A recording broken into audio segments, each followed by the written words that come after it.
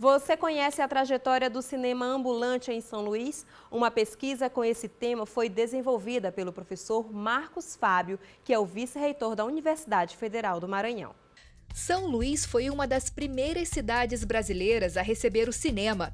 E com ele vieram as fábricas, o telefone, a bicicleta, o automóvel, o ensino feminino e técnico e outros avanços.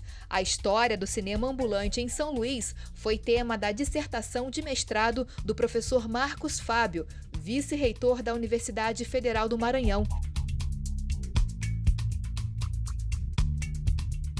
O cinema nasceu na França em 1895. Começou com a invenção do cinematógrafo, uma máquina que permitia captar as imagens, revelar o filme e depois projetá-los em uma tela.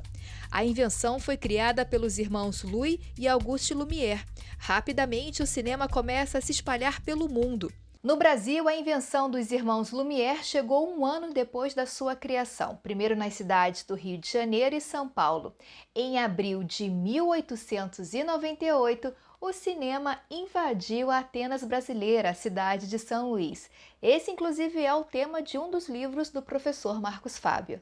O professor Marcos Fábio explica que o livro nasceu da necessidade de resgatar a memória cinematográfica na cidade, e ele vem recheado de curiosidades sobre o surgimento do cinema em São Luís. O ciclo do cinema ambulante é um ciclo que se estabeleceu em São Luís do Maranhão entre 1898 e 1909, especificamente quando passaram pela cidade os aparelhos cinematográficos. Nesse período, os donos dessas máquinas, eles não abriram salas de cinema. Eles passavam, alugavam espaços, e passavam às vezes 15 dias, às vezes um mês, às vezes 2, 3 meses, logo depois iam embora.